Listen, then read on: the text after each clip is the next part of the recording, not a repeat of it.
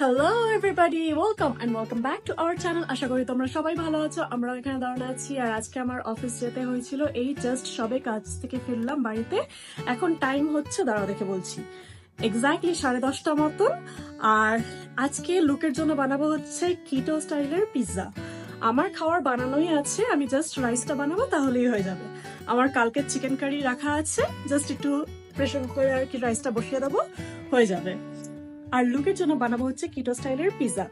Daily ওর জন্য বলতে গেলে স্টেক বলো বা চিকেন কারি বলো বা চিকেন স্টেক বা ফিশ, এরকমই কিছু বানাতে থাকি।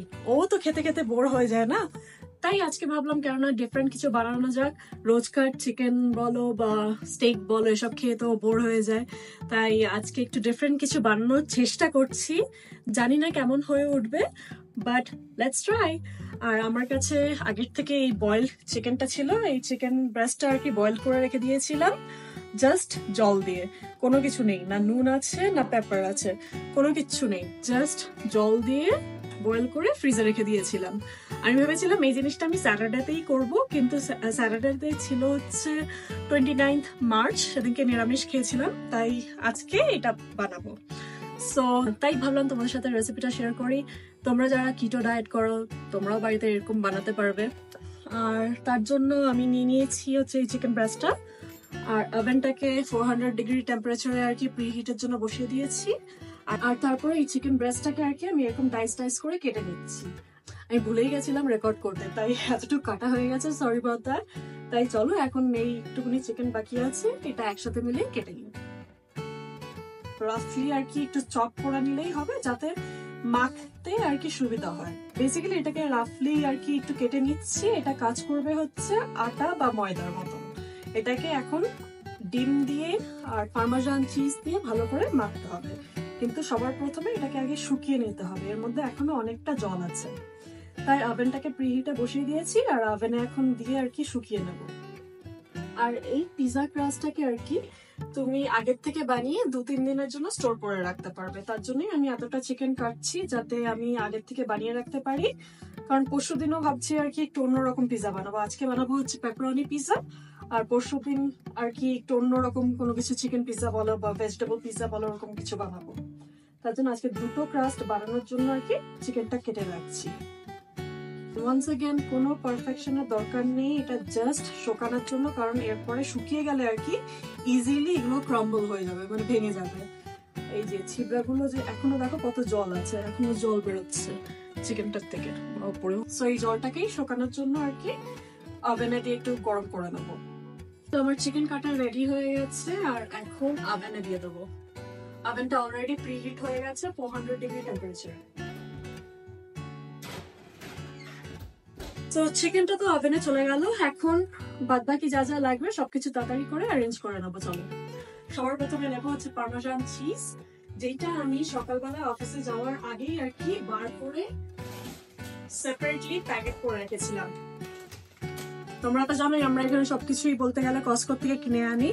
এই বড় প্যাকেটের পার্মেজান চিজটা আর কি, শ্রেডেড পার্মেজান চিজটা কস্টকো থেকে এনেছিলাম লাস্ট টাইম যখন সল্ট লেক সিটিতে গেছিলাম।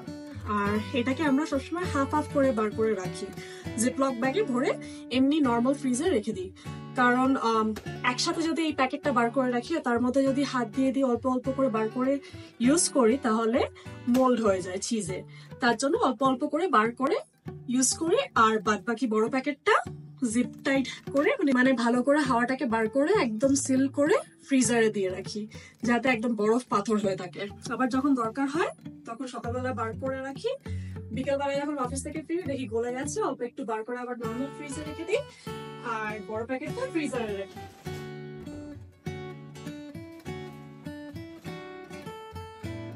এই যে অল্প অল্প করে বার করে রাখি, পুরোটা ইউজ হয়ে গেলে, শেষ হয়ে গেলে আবার বড় প্যাকেট থেকে ছোট প্যাকেটে ঢেলে রাখি। এই বড় বোলটা নিয়ে নিলাম, এন্ড দেন এর মধ্যে দেব হচ্ছে 2 কাপ মতন এই পার্মেজান চিজ, শ্রেডেড পার্মেজান চিজ। কিন্তু তার আগে এটাকে বন্ধ করে, আগে বাদ বাকি চিকেনটাকে আর কি বন্ধ করে ফ্রিজে রেখে দিই নেক্সট টাইম বানানোর জন্য। ফাইনালি বন্ধ হয়ে গেছে।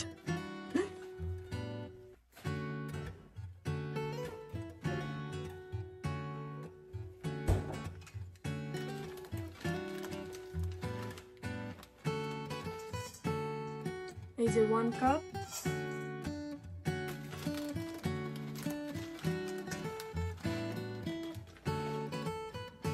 Two cup.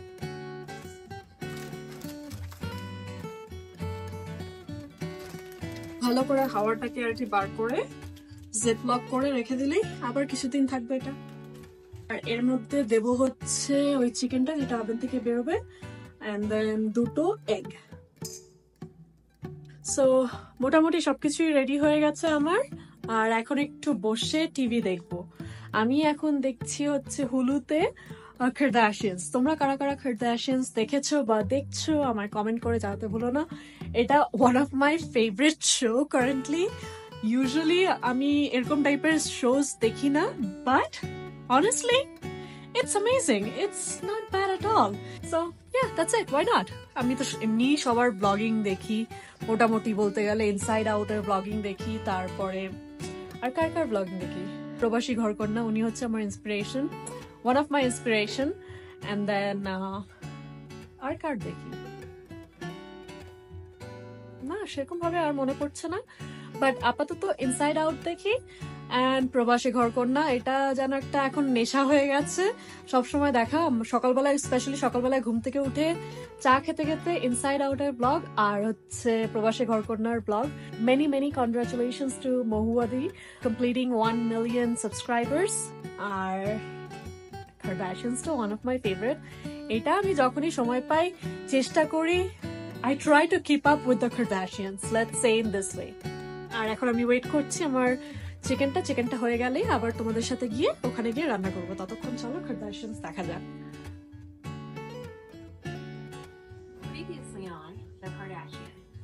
সো চিকেনটা রেডি হয়ে গেছে, এখন ওভেন থেকে বার করে তাড়াতাড়ি করে বানানো স্টার্ট করবো। চলো তাহলে বানানো যাক। আর এই গ্লাভসটা নিয়ে নি কারণ প্রচন্ড গরম থাকবে ট্রেটা। আমি কিছু দেখতে পাচ্ছি না, আমার গ্লাস পুরো। আর এই দেখো চিকেন গুলো পুরো হালকা আর কি ক্রাস্ট হয়ে গেছে উপরে, এরকম টাইপেরই আর কি লাগবে বানানোর জন্য। তার প্রথমে এটাকে একটু ঠান্ডা হতে দেবো যাতে কি টাচ করা যায়, ধরা যায় এরকম ভাবে। সেটা ঠান্ডা হচ্ছে হোক, ততক্ষণ আমি এদিকে বাদ বাকি জিনিসটা প্রিপেয়ার করি। নিলাম হচ্ছে ডিম,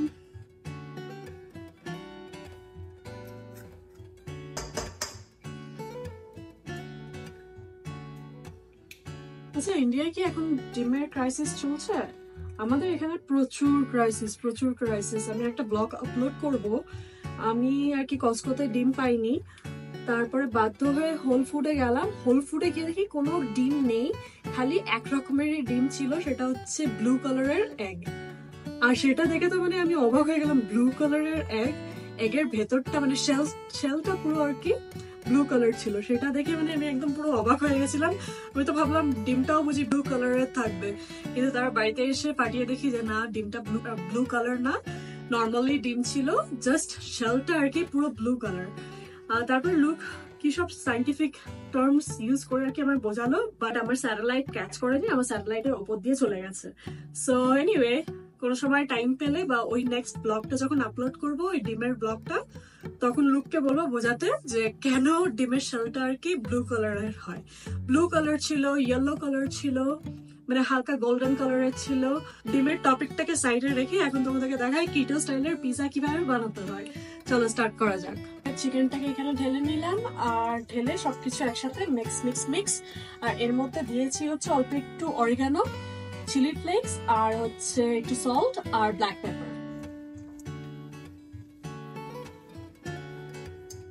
আর বানানোর সময় তোমাদের যদি মনে হয় যে এটা এখনো ড্রাই লাগছে, আরেকটা ডিম দিলে ভালো হতো, তাহলে গো ফর ইট। ডিমে কোনো ক্ষতি নেই, আর ডিমে সেরকম ভাবে আর কি কার্বোহাইড্রেট নেই। তো ডিম তুমি তোমার হিসাব মতন, আন্দাজ মতন দিতে পারো। ডিম বেসিক্যালি কাজ করা হচ্ছে বাইন্ডিং এর, এটাকে সবকিছুকে একসাথে বাইন্ড করার জন্য। যেমন আমার এখানে এখনো মনে হচ্ছে যেন বাইন্ড হয়নি ঠিক করে, তাই একটা গোটা ডিম দিয়ে আর কি বাইন্ড করো ভালো করে।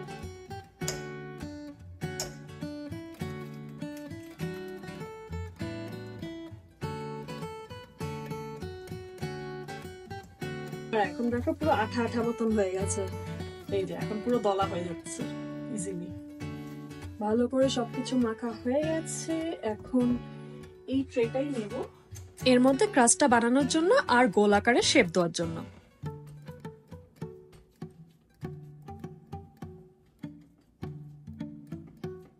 একটা ক্রাস্ট রেডি, এখন আরেকটা ক্রাস্ট বানাবো।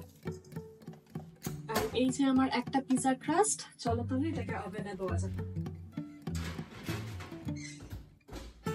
15 মিনিটস অন্তর আর কি বার করে চেক করে দেখবো হয়েছে কিনা। তাই এখন টাইমারটা সেট করছি 15 মিনিটসের জন্য আগে। তারপরে যদি মনে হয় যে হয়নি আর একটুখানি হলে ভালো হয়, তাহলে আবার 15 মিনিটসের জন্য দিয়ে রাখবো। এই বল বানিয়ে নিলাম যাতে ক্রাম্বলি আর কি না হয়ে যায়, রোল না হয়ে যায় বারবার। শেপ করে কেটে নিলে ইজি হয় হ্যান্ডেল করার জন্য।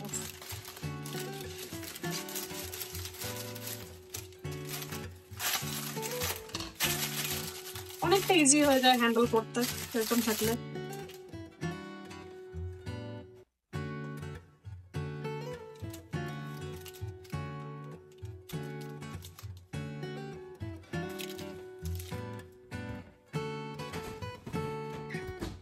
এখন 15 মিনিটের জন্য দুটোকেই আর কি ওভেনের মধ্যে রেখে দেবো, দেখা যাক 15 মিনিট পরে হয়েছে কিনা।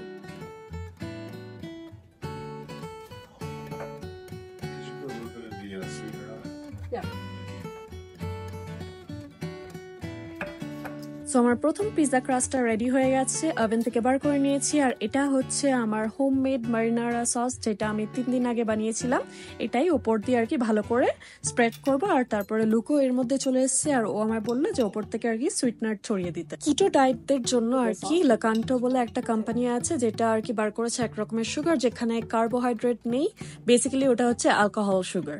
তো অ্যালকোহল সুগারে তো কার্বোহাইড্রেট থাকে না, তার জন্যই আর কি লুক বললো যে সসের ওপর একটু ছড়িয়ে দিতে। সস দেওয়া শেষ, এবার দেবো হচ্ছে মজারেলা চিজ। তারপর ওভেনে দিয়ে আবার কিছুক্ষণের জন্য রেখে দেবো। পিজাটা ওভেনে হচ্ছে হোক, আর এর মধ্যে আমি একটা প্যান নিয়ে নিলাম। প্যানের মধ্যে আর কি পেপারনিগুলোকে ভালো করে স্প্রেড করে দিলাম, যাতে হালকা আর কি পেপারনিটা কুক হয়ে যায়। তারপরে পিজার উপরে দেবো, তাহলে বেশিক্ষণ টাইম লাগবে না পিজাটা হতে। আমার পিজা রেডি, আর এর উপর দিয়ে আমি পেপারনিগুলোকে ভালো করে সাজিয়ে দেবো। সবকটা পেপারনি সুন্দর করে সাজানো হয়ে গেছে, আর এবার আমি এই পিজাটাকে আবার কিছুক্ষণের জন্য ওভেনে দিয়ে রেখে দেবো। আর এর মধ্যে ওই আরেকটা পিজা ক্রাস্টও রেডি হয়ে গেছে, আর পেছন দিয়ে লুক এসে বললো যে ও বানাবে। তো যাই হোক, ও বানাচ্ছে বানাক, কিন্তু আমি এর মধ্যে ওকে বলছিলাম যে আমার কিচেনটা যেন নোংরা না হয়, কারণ ও যখনই কিচেনে এসে কোনো কিছু বানাতে আসবে পুরো একদম চারিদিকে সবকিছু ছড়িয়ে ক্রাম্বলস ছড়িয়ে কি করে যে নোংরা করে রাখে জানি না। 14-15 খানা একদম স্পুন ফোর্ক বার্টার করে একদম রেখে দেবে। তাই আমি ওকে বলছিলাম যে আমার হেল্পের দরকার নেই, তার সত্ত্বেও ও এসে হেল্প করা শুরু করে দিয়েছে।